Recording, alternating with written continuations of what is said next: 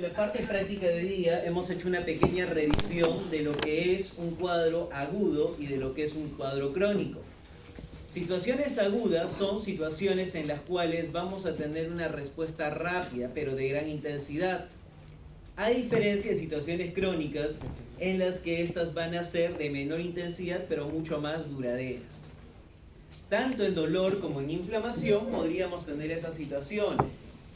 Considerando un traumatismo, una cirugía, una infección o la exposición a un irritante químico, pueden generar dolor e inflamación aguda.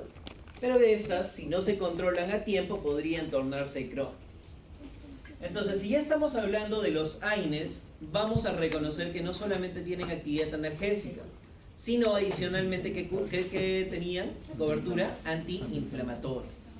Entonces, ¿cómo yo sé que hay inflamación, jóvenes? ¿Cuáles son los signos de la inflamación? Rubor, calor, ¿sí? Aumento de volumen o edema, pérdida de la función y también podría haber dolor, ¿no? Son algunos signos propios de la inflamación. Y como ya hemos visto, existe diferencia entre lo que es la condición aguda y la condición crónica, considerando las condiciones agudas como situaciones de mayor severidad, mayor intensidad. ¿Cómo podríamos evaluar el dolor? Lo hemos comentado a través de escalas, ¿no? Por ejemplo, la escala visual analógica, la escala verbal, o incluso también podríamos tener escalas faciales. Entonces, si nosotros recordamos, esta situación dolorosa podría ser definida por la IASP, por la Asociación Internacional para el Estudio del Dolor en el año 2020. Recordamos que el dolor tiene dos componentes, sensorial y emocional. El componente sensorial básicamente va a ser la inervación, el circuito nociceptivo. En cambio, el componente emocional va a ser justamente la experiencia que el paciente va acumulando. Y estas pueden estar asociadas con situaciones reales, como un golpe, traumatismo de repente, o incluso con situaciones potenciales, ¿no? Situaciones que pueden desarrollar igualmente una lesión. Entonces, existen varios tipos de dolor, como pueden observar. Por ejemplo, podríamos tener un dolor tipo migraña, podríamos tener un dolor del tipo inflamatorio, dolor severo tipo cáncer, dolor neuropático como neuralgia del trigémino o de repente la neuropatía diabética, entre otras. ¿Qué podríamos hablar si nos enfocamos en la parte económica? Que a nivel mundial va a haber mayor inversión de dinero en investigaciones para tratar este dolor del tipo inflamatorio. Y curiosamente, ese dolor del tipo inflamatorio es el que nosotros como odontólogos vamos a ir tratando. Otra consideración que también habíamos visto ya en la parte de práctica es la escala analgésica del dolor. Existen ciertos lineamientos, ciertas guías que nos indican que si la situación es leve, el dolor es leve, podríamos iniciar solamente con paracetamol. Pero si no, también podríamos utilizar algunos AINES en dosis bajas por vía oral. Sin embargo, si ya el dolor es moderado, podríamos utilizar opioides débiles como tramadol, codeína. Pero de estar disponible, podríamos seguir utilizando AINES o mejor aún podríamos realizar combinaciones, ¿no? En la última parte de la práctica discutíamos cuáles podían ser las combinaciones correctas. Y también nos indicaban en ese entonces, en el año 86, que se podía utilizar metamizol, aunque en la actualidad ya es cada vez menos utilizado por su riesgo de toxicidad en la médula ósea, ¿no? Toxicidad para poder producir leucocitos, por ejemplo. Y ya cuando el dolor es bastante severo, nos indican que podríamos utilizar opioides fuertes o incluso con asociaciones con AINES. Entonces, si nosotros recordamos, este circuito nociceptivo iba a estar conformado por tres neuronas. Una neurona aferente primaria que vendría a ser esta, neurona aferente primaria. ¿Cómo podríamos activar a esta primera neurona? Usualmente con diferentes tipos de estímulos. Estímulos térmicos, estímulos físicos, pero también estímulos químicos o mediadores como podrían ser las prostaglandinas. Y en este caso, al activar a la primera neurona, esta en la médula espinal iba a liberar glutamato y también iba a liberar sustancia P. Luego la segunda neurona, que nace del tálamo, de la médula hacia el tálamo, igualmente liberaba glutamato y sustancia P, para poder percibir esta condición como una situación dolorosa. Y del mismo modo, una vez que el dolor ya se ha procesado, ¿qué es lo que debíamos activar?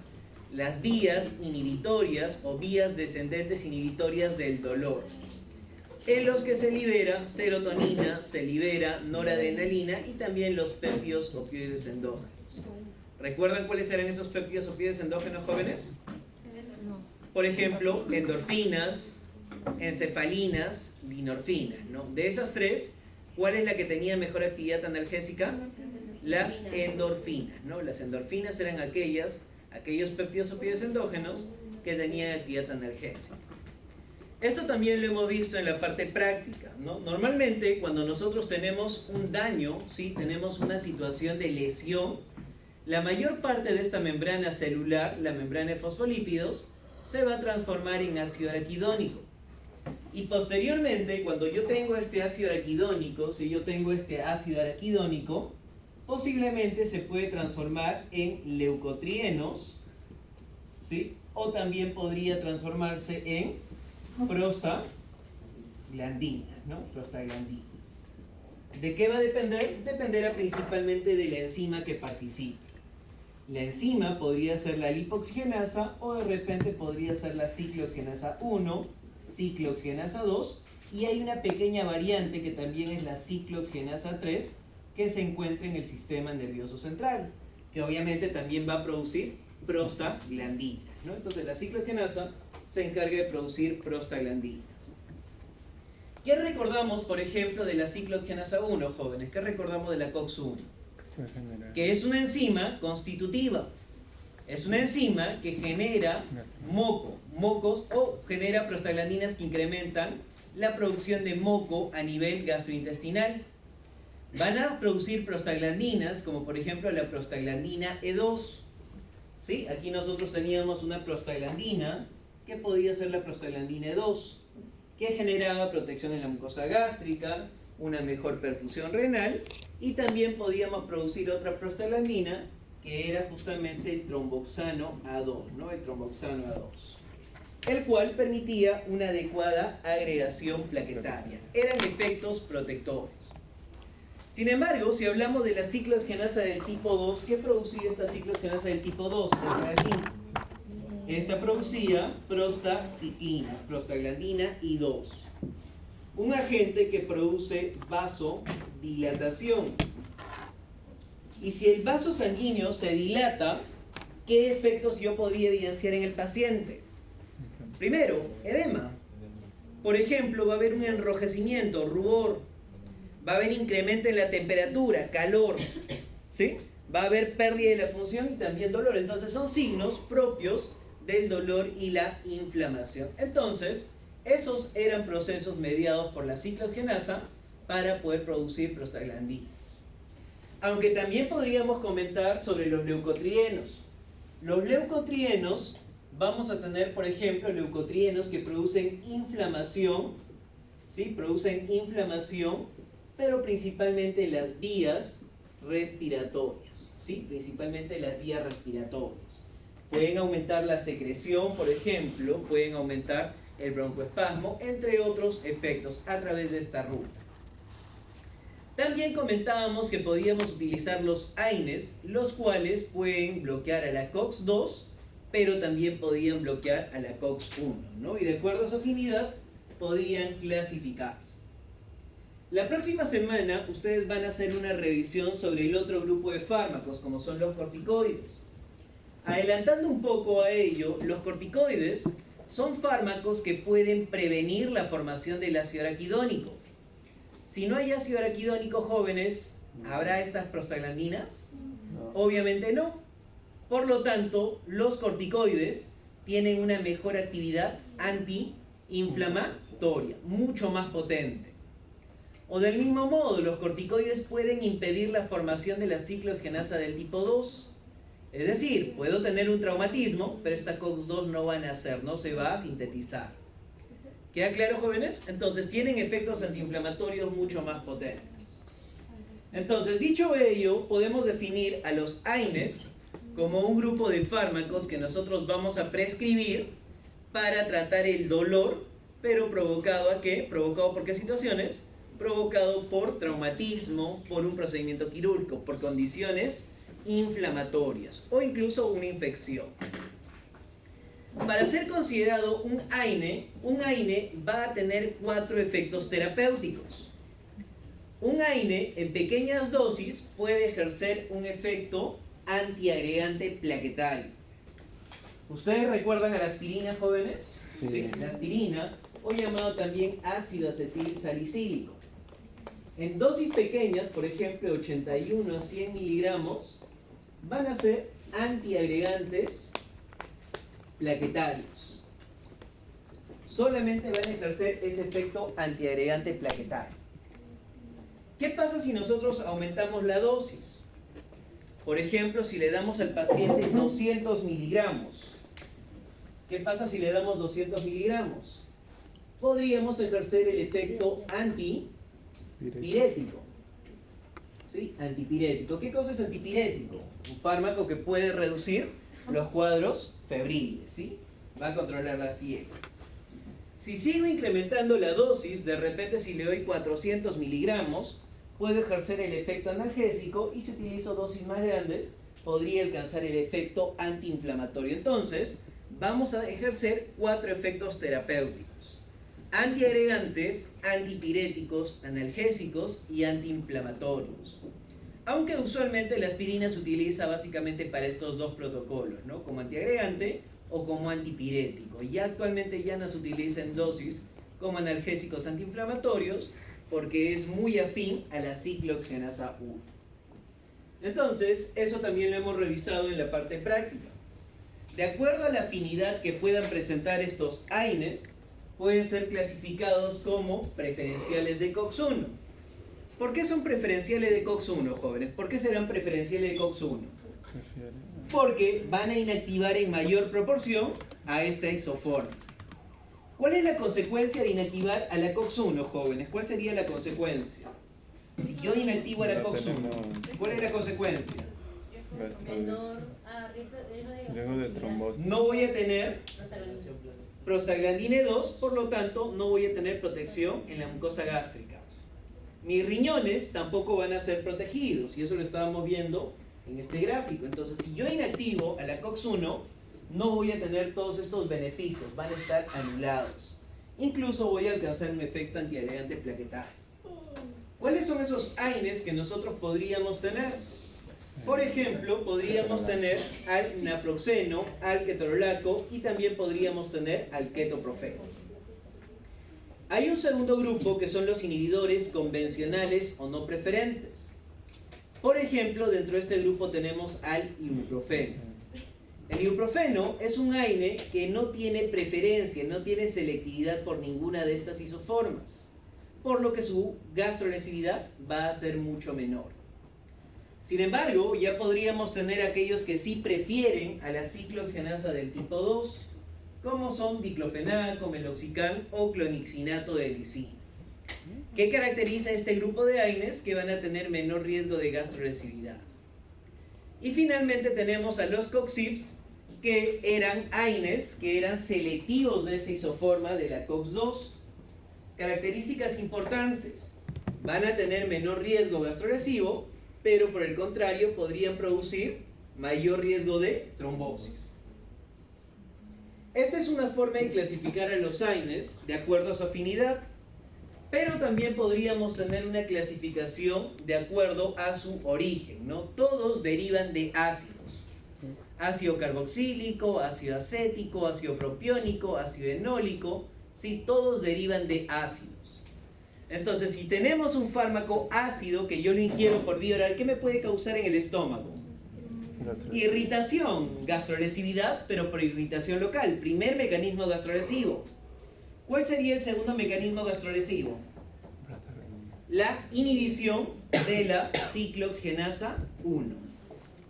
Entonces, parcialmente se puede reducir esa gastrolesividad cuando nosotros utilizamos los AINES conjuntamente con los alimentos, pero es un mecanismo parcial.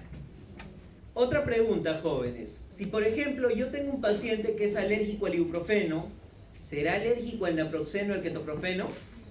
Si es alérgico al ibuprofeno, ¿será alérgico al resto de AINES? Sí, es altamente probable. Y podrá ser alérgico de repente al diclofenaco o de repente al celecoxib o algunos al piroxicam, meloxicam. Existe probabilidad, pertenecen a la misma familia, eso se denomina reacciones cruzadas. ¿Sí? Las probabilidades de que sean alérgicos a un mismo grupo, sí, son muy altas. Pero también existe la posibilidad de que puedan generar reacciones cruzadas. Aquí, por ejemplo, tenemos a alguien que sea alérgico a un AINE, jóvenes. ¿Dónde estaría alérgica? ¿No tenemos? ¿Sí? Su compañera, por ejemplo, tiene algunas alergias. Si por ejemplo, ella fuese alérgica al ibuprofeno, las probabilidades de ser alérgica de repente al naproxeno o ketoprofeno son muy altas. Pero también puede desarrollar reacciones cruzadas con el resto de AINES. ¿A alguien se le va a ocurrir prescribirle de repente, no sé, meloxicam a ella? No, ¿verdad? Porque podría desarrollar una reacción alérgica bastante severa. Entonces, jóvenes, ahora sí vamos a ver algunos agentes individuales, ¿sí? Agentes individuales. Por ejemplo, vamos a empezar con el diclofenaco. ¿Por qué empezamos con el diclofenaco? Porque es uno de los mejores AINES, es uno de los AINES que tiene mejor actividad analgésica y también tiene muy buena actividad antiinflamatoria. Al tener una mayor actividad sobre la ciclooxigenasa 2, va a ser un AINE que tiene también baja, ¿sí? Tiene una baja gastrolesividad, nefrotoxicidad y también menor efecto antiagregante plaquetario. El diclofenaco deriva de la familia del ácido acético, ¿sí? Deriva del ácido acético. ¿Y por qué puede ser importante ese último dato de que derive del ácido acético? Porque los derivados del ácido acético, particularmente el diclofenaco, se pueden acumular en el tejido inflamado. Tienen esa capacidad. Por ejemplo, si nosotros vamos a utilizar, se me ocurre, diclofenaco, ¿sí? Por ejemplo, si vamos a utilizar diclofenaco, yo puedo utilizar por vía oral 50 miligramos. Y esta usualmente va a ser cada 8 horas. Pero si utilizo por vía intramuscular, podría utilizar 75 miligramos cada 12 horas. Me permite realizar esa modificación. ¿Por qué? Porque al utilizar dosis más altas, se acumula en el tejido inflamado. Es una pequeña peculiaridad que tiene el diclofenaco. Adicionalmente, además de inhibir a la ciclooxigenasa del tipo 2, también se le atribuye algunos otros mecanismos de acción a nivel central. Por ejemplo, tiene la capacidad de poder inhibir la liberación, va a inhibir a la ciclooxigenasa, pero también tiene la capacidad de inhibir a la lipooxigenasa, a ambas, a la ciclooxigenasa y a la lipooxigenasa. Otro mecanismo de acción adicional del diclofenaco es que puede reducir la liberación de glutamato y sustancia P, ya sea de manera inicial o incluso también podría antagonizarla, ¿no? Entonces, tiene mecanismos a nivel central. Y adicionalmente también puede potenciar la actividad serotoninérgica, ¿sí? Puede mejorar entonces las vías inhibitorias del dolor. De esta manera, nosotros estamos garantizando que el efecto analgésico del diclofenaco va a ser superior a la de cualquier otro AINE, ¿no? Tiene mecanismos a nivel central. Y como dijimos, aquí tenemos las presentaciones del diclofenaco, ¿no? Tenemos presentaciones en gotas, en suspensión para pacientes pediátricos, pero las que nos interesan son justamente estas dos últimas, ¿no? 50 miligramos en comprimidos para la vía oral, que se administra cada 8 horas, o 75 miligramos en 3 mililitros que vienen ampollas y se podría utilizar por vía intramuscular cada 12 horas, ¿no? Tenemos esas dos presentaciones que nos pueden interesar. Y también existen algunas otras presentaciones ya en combinación. Por ejemplo, tenemos el diclofenaco de 50 miligramos más paracetamol de 500 miligramos, ¿sí? Tenemos esa presentación en combinación.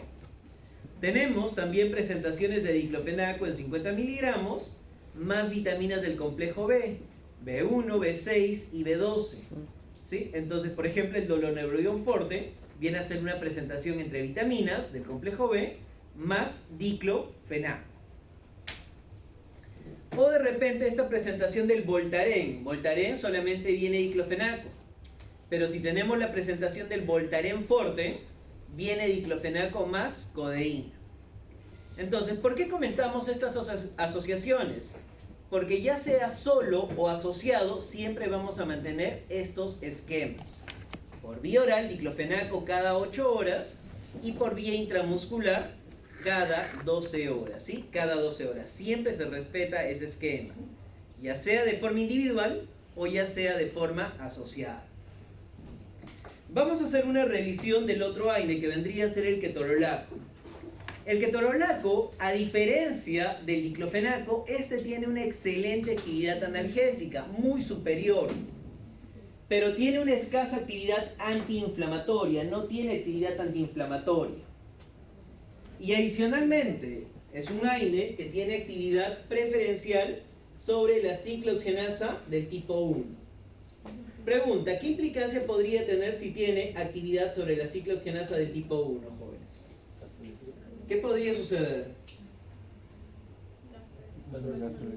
¿Qué características tiene? Por ejemplo, va a ser un AINE altamente gastrolesivo, nefrotóxico y antiagregante. Está dentro de este primer grupo.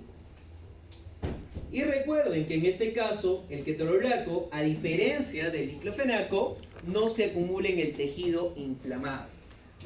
Por lo tanto, ¿podría modificar el intervalo de administración entre diclofenaco y ketorolaco, así como lo hacíamos? ¿Podríamos modificar? No. El ketorolaco, por ejemplo, se puede utilizar por vía oral y por vía intramuscular.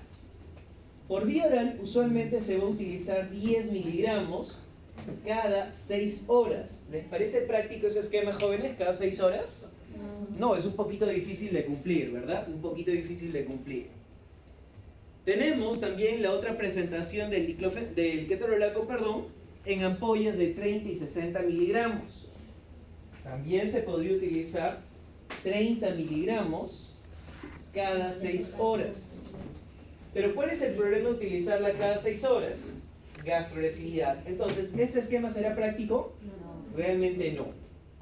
Podríamos utilizar, a diferencia de esos 30, podríamos utilizar los 60 miligramos, pero de manera única, a dosis única, ¿sí? A dosis única. Sería mucho más práctico utilizarla de manera única. Pero si nosotros vamos repitiendo, lamentablemente esa gastrolesividad podría ser mucho mayor. Y aquí, por ejemplo, nosotros podríamos tener algunos de los mecanismos por los que el ketorolaco tiene una actividad mucho más intensa. ¿Por qué el ketorolaco puede ser mucho más intenso? Primero, porque puede generar una inhibición en esta primera neurona, inhibición en la neurona aferente primaria.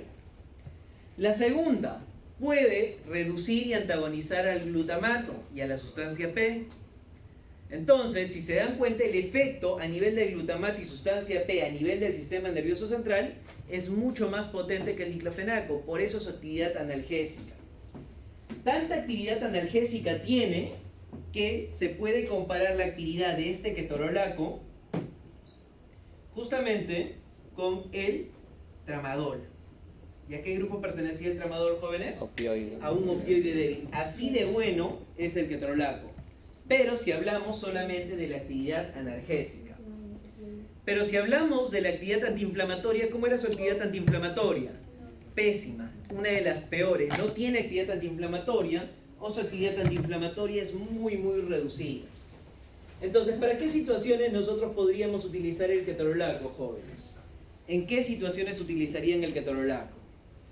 ¿Lo utilizarán como tratamiento o lo utilizarían solamente en dosis única después de un procedimiento quirúrgico cuando el dolor es de máxima intensidad?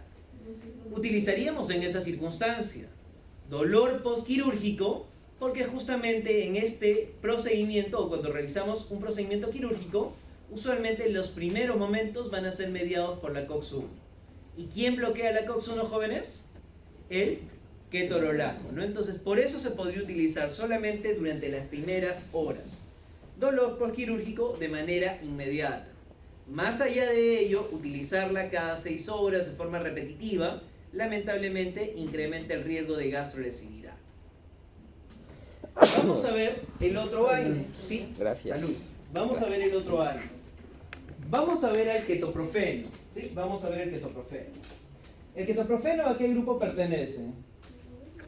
COX-1. Es un AINE preferencial de la COX-1, es un AINE preferencial de COX-1. Es un AINE que, al igual que el ketorolaco, el naproxeno, va a tener gran actividad gastrolesiva, nefrotóxica y antiagregante. Hasta hace algunos años, hasta el año 2007 más o menos, se indicaba de que el ketoprofeno era un AINE convencional, así como el ibuprofeno, pero actualmente ya se le considera como un preferencial de COX-1, ¿sí? Mucho cuidado con esta edad. ¿Y qué más podríamos comentar del ketoprofeno? Que él, al igual que el diclofenaco, tiene muy buena actividad analgésica y muy buena actividad antiinflamatoria, efectos muy similares. Y también tiene la capacidad de inhibir a esta enzima, a la lipooxigenasa. ¿Sí? Muy importantes tanto el diclofenaco como el ketoprofeno para el tratamiento seguro en pacientes con asma. Si yo quiero aliviar el dolor e inflamación en un paciente en asma, el diclofenaco y el ketoprofeno son nuestras primeras alternativas, ¿no? Porque también inactivan a la lipooxigenasa y pueden impedir la inflamación en las vías respiratorias. En este caso, nosotros tenemos estas presentaciones del ketoprofeno: comprimidos de 100 miligramos, ampollas de 100 miligramos. Para la vía oral, yo puedo utilizar 100 miligramos cada 8 horas. Y para la vía intramuscular también se puede utilizar los 100 miligramos, también cada 8 horas o de repente cada 12 horas, ¿no? Se podría utilizar en cualquiera de los dos esquemas. 3 veces al día, si es necesario, cuando el dolor tiene mayor severidad, pero si el dolor y la inflamación no es tan severo, se podría utilizar incluso 2 veces al día, al igual que el diclofenaco, ¿no? La idea es no excederse de los 300 miligramos por día. Y existe esta presentación de comprimidos de liberación prolongada de 150 miligramos, aunque estos no son muy recomendables porque lamentablemente su liberación es tan lenta que no alcanza buenas concentraciones. Esta última presentación principalmente está indicada para dolor crónico, ¿sí? Para situaciones crónicas. Vamos con el otro AINE, el meloxicam. ¿A qué grupo pertenece el meloxicam, jóvenes? A los AINES preferenciales de COX-2. Vamos a tener al meloxicam. ¿Cuál es la característica del meloxicam en este caso si es preferencial de COX-2? Es menos gastrolesivo, menos nefrotóxico y menos antiagregante plaquetario. Pero este AINE, al ser un preferencial de COX-2, también tiene muy buena actividad analgésica y muy buena actividad antiinflamatoria. Entre los dos predomina mucho más su actividad antiinflamatoria. Y lo mejor de todo, posee un tiempo de vida media de aproximadamente 20 a 22 horas. ¿Qué implicará que un fármaco tenga un tiempo de vida media tan prolongado de 20 a 22 horas, jóvenes? ¿Cuántas veces al día se podría administrar un fármaco que demore en eliminarse ese tiempo? Una sola vez al día, ¿no? Una sola vez al día. Entonces, en este caso, por ejemplo, también nosotros encontramos presentaciones de meloxicam en comprimidos de 7.5 y de 15 miligramos. Por ejemplo, por vía oral, si utilizamos 7.5 miligramos, debería administrarse cada 12 horas. Por vía oral, podría administrarse los 15 miligramos y podría administrarse cada 24 horas. O por vía intramuscular, podría utilizar también los 15 miligramos y estos también podría utilizarlo cada 24 horas, ¿sí? Cada 24 horas. Tiene esa gran ventaja, el meloxicam es un AINE preferencial de la COX-2 con gran actividad antiinflamatoria, es lo que más predomina. Pero adicionalmente se va a administrar una sola vez al día, ¿no? Tiene esa gran ventaja. Entonces, de los 4 esquemas que hemos visto, ¿cuáles son los más fáciles de cumplir, jóvenes? En orden. Primero, meloxicam. En segundo lugar, diclofenaco o ketoprofeno. Y en último lugar, el ketorolaco. Recuerden que ketorolaco se recomienda utilizarla en dosis única postquirúrgica, ¿no? No se recomienda repetir las dosis, porque ese efecto gastrolesivo se puede producir incluso en terapias cortas. Hay reportes de pacientes que incluso con terapias de un día, 3 veces o 4 veces, han desarrollado úlceras gástricas. Es altamente gastrolesivo, ¿sí? Es altamente gastrolesivo.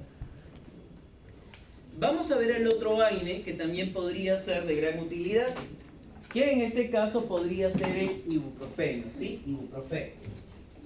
¿Qué podemos comentar del ibuprofeno? El ibuprofeno es un AINE convencional, un AINE que no tiene actividad preferente ni por la COX-1 ni por la COX-2, es indistinta. Pero en este caso su efecto es dosis dependiente. ¿Se acuerdan los 4 efectos que comentábamos de los AINE jóvenes? ¿Cuáles eran esos 4 efectos? ¿Cuáles eran esos 4 efectos? Por ejemplo, teníamos un efecto antiagregante plaquetario, ¿cierto? Un efecto antiagregante plaquetario.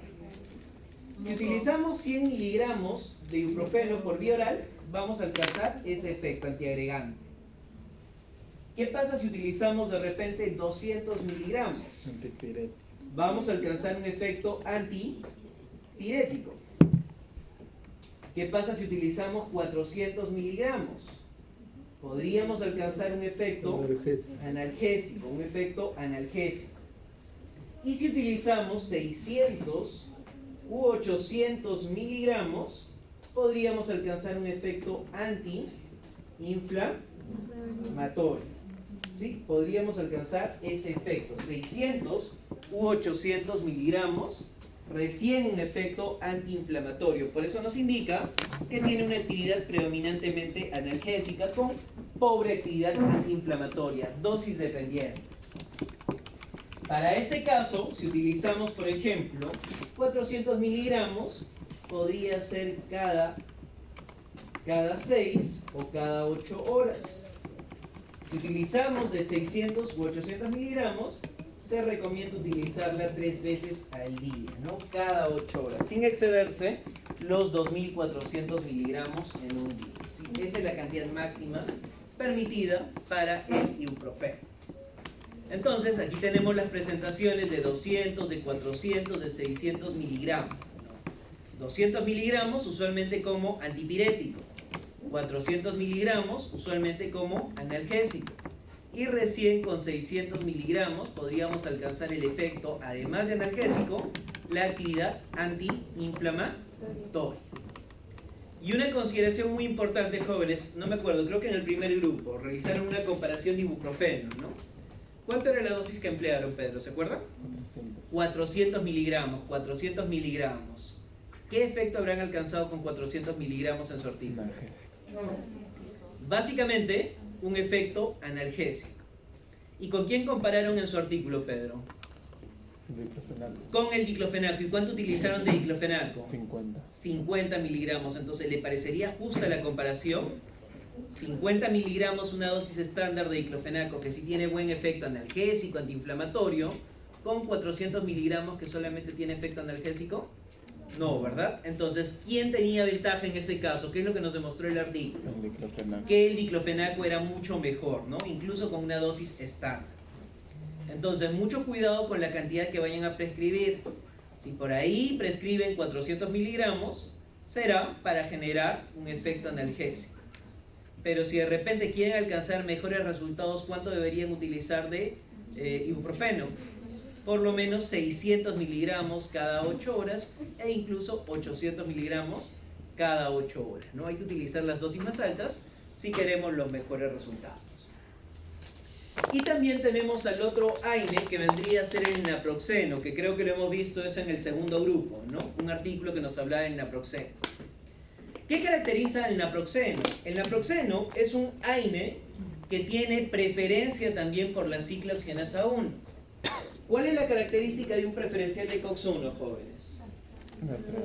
Gastrolesivo, nefrotóxico y también antiagregante plaquetario. Está dentro de este grupo, naproxeno, ketorolaco y ketoprofeno. Son los AINES que tienen mayor actividad gastrolesiva, nefrotóxica y antiagregante. En este caso debemos tomar en cuenta, por ejemplo,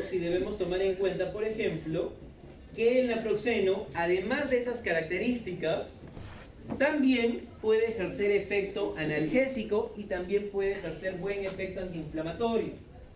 Entonces, jóvenes, estamos como en una balanza. Tomemos decisiones. Por un lado, tengo el naproxeno, que es buen analgésico, buen antiinflamatorio, que es algo que yo sí quiero.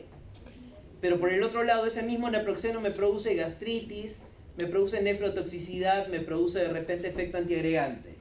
¿Lo utilizaríamos o no? No lo utilizamos. Pero malas noticias, en el Seguro Social es uno de los AINES que más se utiliza. Lamentablemente es uno de los AINES que más se va a prescribir por esta característica, pero se olvida de esta última, que genera alto riesgo de gastritis, alto riesgo de nefrotoxicidad. Y este naproxeno creo que es bastante conocido. ¿Conocen esta presentación? Sí, claro. Apronax, naproxeno. Sí, Apronax es naproxeno. Que sí tiene buena actividad analgésica, que tiene buena actividad antiinflamatoria. Claro que sí, no lo negamos. Pero ¿cuál es la limitación de este Apronax o este naproxeno? Que es altamente gastrolesivo. Incluso tan igual que el ketorolaco, así de gastrolesivo, vendría a ser el naproxeno. Entonces, ¿cómo podríamos, si de repente de aquí a algunos años ustedes se van al Serum? ¿Saben qué es el Serum, no? Entonces se van a ir al Serum, de repente se van a un establecimiento en provincias. Ustedes quieren prescribir meloxicam, le dicen, doctora, no tenemos meloxicam. Doctor, quiero prescribir ketoprofeno, no tenemos ketoprofeno. Diclofenaco, se nos ha agotado. Tenemos solamente naproxeno y paracetamol. ¿Qué prescribimos? ¿Paracetamol? No. ¿Paracetamol para qué efectos, digamos, se indican? Solamente dolor, no tiene efecto antiinflamatorio. Entonces, ¿qué antiinflamatorio podríamos utilizar? No importa, tenemos que utilizarlo, es lo único que disponemos. Estamos yendo a una circunstancia exactamente donde no tenemos más alternativas. ¿Y cómo podríamos evitar la gastrolesividad? ¿Cómo podríamos evitar la gastrolesividad? Disminuyendo la dosis. Disminuyendo la dosis, pero también disminuye el efecto. Podría combinarlo con paracetamol, ok, disminuyo la dosis, pero lo combino con paracetamol.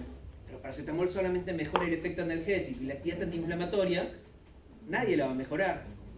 Entonces, ¿qué es lo que deberíamos recordar de los AINES, jóvenes? ¿Qué les comenté de los AINES? Los AINES son fármacos de qué naturaleza? Naturaleza ácida. Entonces, primer mecanismo gastrolesivo. A ver, la gastrolesividad. La gastrolesividad se produce porque primero tengo irritación local. Irritación local. Y la segunda por inhibición de la COX-1. ¿Qué alternativa podríamos tener para poder evitar la irritación local? ¿Cómo podríamos evitar la irritación local? ¿Cuál sería la alternativa? Con alimentos, obligatoriamente. Es necesario utilizarlo con alimentos. ¿Y cómo podríamos evitar este segundo mecanismo? ¿Cómo podríamos evitar la inhibición de la COX-2? Con una adecuada selección de AINES. Este podría ser la mejor alternativa, evitar su uso. Y la otra posibilidad, ya igualmente de manera excepcional, repito, esto es algo excepcional que no se debería hacer de forma rutinaria, utilizar los inhibidores de bomba de protones. Por ejemplo, utilizar omeprazol, o de repente utilizar esomeprazol, pantoprazol, algún IBP, que lo que podría hacer es reducir la producción de ácido clorhídrico, ¿no? Normalmente omeprazol se utiliza de 20 miligramos, se utiliza una hora antes del desayuno. Podría ser una alternativa, pero les repito, ¿esta es mi primera opción? No, esta es mi última opción. Estoy tratando de solucionar un problema porque es la única alternativa que tengo, es lo único que puedo prescribir en este caso. ¿Cuánto es la dosis que vamos a utilizar del naproxeno? El naproxeno, por ejemplo, tiene una presentación de 550 miligramos. Entonces, si voy a utilizar aquí el naproxeno y lo coloco en color rojo porque no es mi alternativa, por ejemplo, podríamos colocar el naproxeno por vía oral de 550 miligramos cada 12 horas, ¿sí? Cada 12 horas.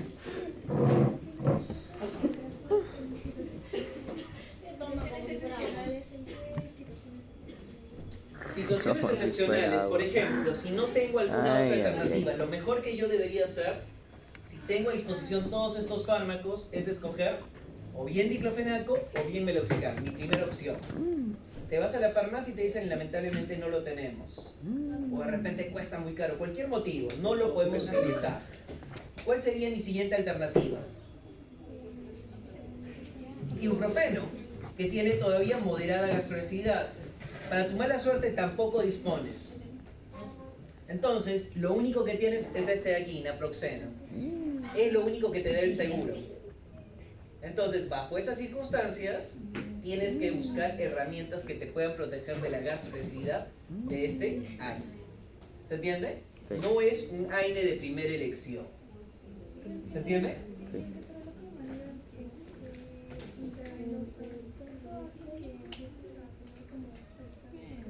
Sí, también podría desarrollar algunos de esos eventos, pero usualmente estos, como dijimos, se van a utilizar para situaciones agudas, dosis únicas. Entonces, cuando los utilizamos de forma repetitiva, algunos excipientes tienen la capacidad de poder generar alteraciones. Por ejemplo, hay una sal de diclofenaco que podría ser la sal potásica, que está relacionada con taquicardias o incluso arritmias.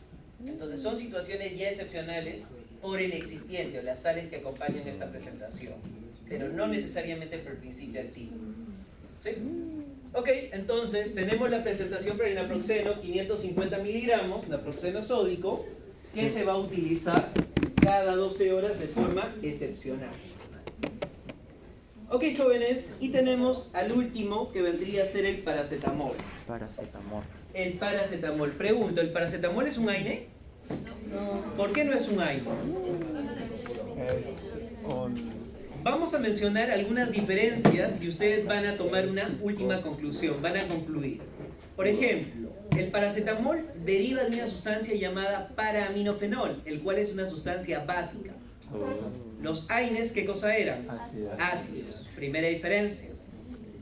Los AINES tenían 4 efectos, el paracetamol solamente tiene 2 de ellos. ¿Podemos decir que es un AINE? No. Los AINES inactivan a la ciclooxigenasa 1 y ciclooxigenasa 2. El paracetamol inactiva a la ciclooxigenasa del tipo 3. Los AINES tienen alta unión a proteínas plasmáticas, alta afinidad por la albúmina, 80-90%. El paracetamol apenas tiene un 20% de afinidad. Los AINES son gastrolesivos, nefrotóxicos, antiagregantes. El paracetamol no tiene ninguno de esos efectos, por el contrario, tiene riesgo de producir hepatotoxicidad. Jóvenes, ¿el paracetamol es un AINE? No. Creo que hay muchas características que lo diferencian. Lamentablemente hay textos, hay artículos que los tratan indistintamente, pero ustedes saben de que el paracetamol no es un AINE, con total seguridad. Volvemos al caso de su compañera que era alérgica, por ejemplo, al diclofenaco. Puro. ¿Podíamos utilizar algún otro AINE? Si era alérgica al diclofenaco, por ejemplo, no podíamos utilizar ninguno de este grupo, ni tampoco del resto, ¿no? Porque podían producir reacciones cruzadas. ¿Pero podría prescribirle paracetamol? Sí, con total confianza, porque no pertenece a los AINES. Otro dato, los AINES retrasan el movimiento dentario ortodóntico. Doctor, yo tengo brackets, pero mi tratamiento ya pasó un año y sigue extendiéndose. Cada vez que me colocan aparatos, ligas o activan de repente, me genera dolor y yo me automedico con un AINE. Está bien. ¿Qué generan estos AINES? Retrasan el movimiento dentario. ¿Podría utilizar paracetamol para este dolor ortodóntico? Paracetamol. ¿Para el dolor ortodóntico? Claro que sí, porque no es un AINE. Los AINES sí retrasan. El paracetamol no retrasa. ¿Se entiende? Entonces, nosotros podríamos tener esta presentación de paracetamol. ¿Sí? Paracetamol. Recuerden que no es un AINE. Tenemos una presentación de paracetamol en presentaciones pediátricas, en gotas, en jarabes, y la que nos interesa son las tabletas y los comprimidos de 1 gramo y 500 miligramos.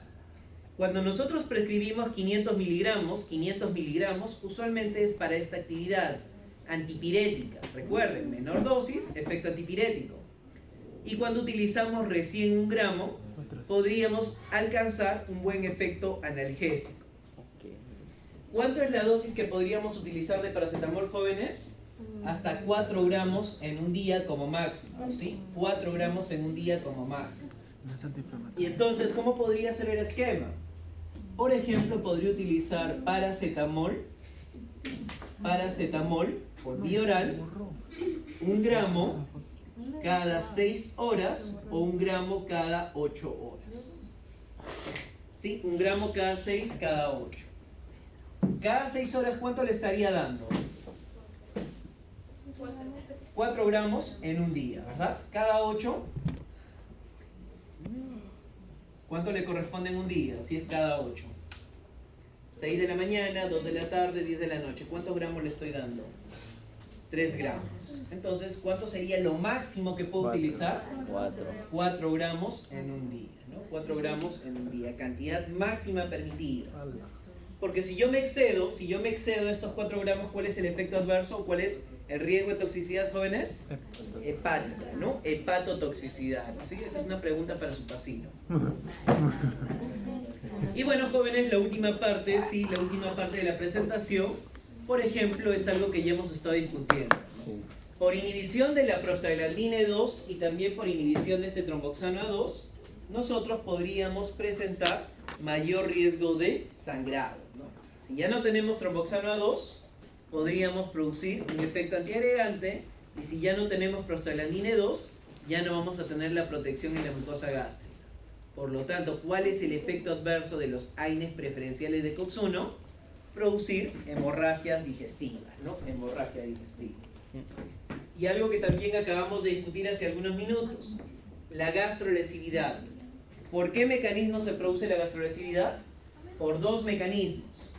La primera, por irritación local. El fármaco ingresa, por ejemplo, el fármaco puede ingresar por vía oral, boca, esófago, estómago, y me genera irritación. ¿Hay alguna forma de evitar la irritación, jóvenes? ¿Cómo podemos evitar la irritación? Con alimentos. Pero cuando el fármaco se absorbe o cuando lo administro por vía intramuscular intravenosa, va a inhibir a la síntesis de prostaglandinas. ¿Y cómo podría evitar esa gastrolesividad? Con una adecuada selección. Debo escoger adecuadamente a los AINES menos gastrolesivos. ¿Cuál es el otro efecto adverso de los AINES? Además de la gastrolesividad, nefrotoxicidad y también efecto antiagregante plaquetario. ¿Por cuántos días se debería utilizar los AINES? 3 días. Podemos utilizar en general, si nosotros hablamos de los AINES,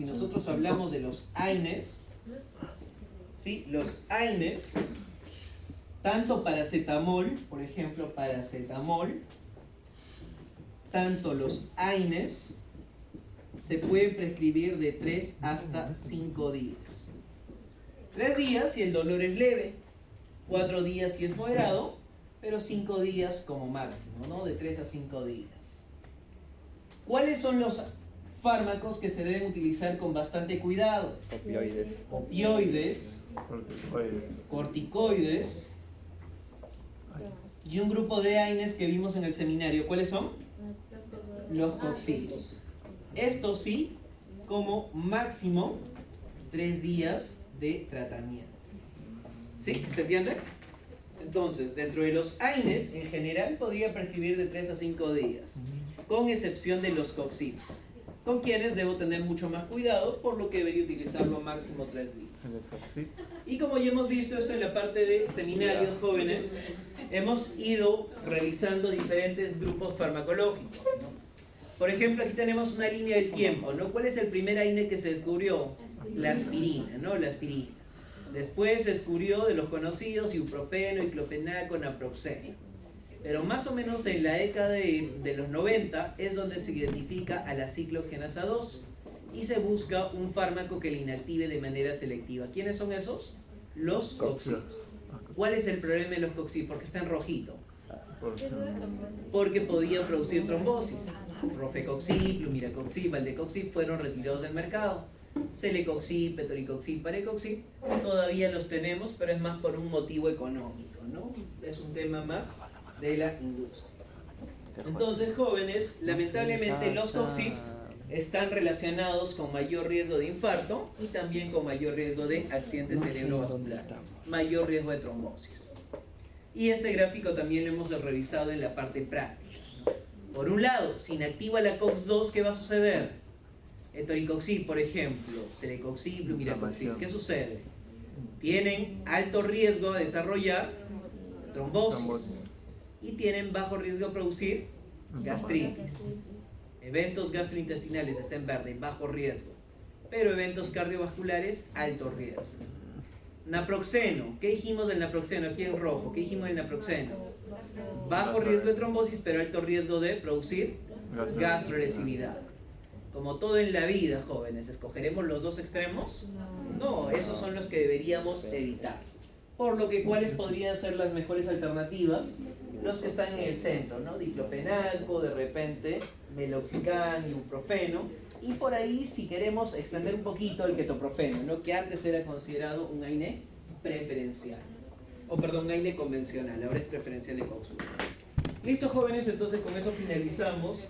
No sin antes brindarles algunas recomendaciones. Elaboren resúmenes. Traten de responder estas preguntas. ¿Qué es lo nuevo que aprendí hoy? ¿Qué puedo hacer con lo aprendido? ¿Y cómo podría relacionar mi conocimiento relacionado a dolor y a herpes? ¿Preguntas, dudas, jóvenes? Eso es todo.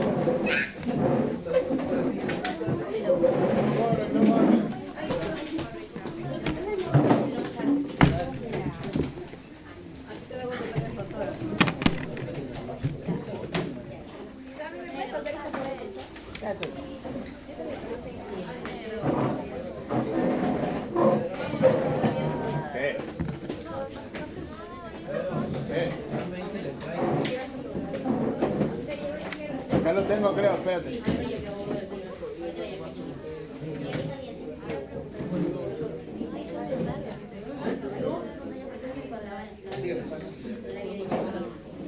O sea,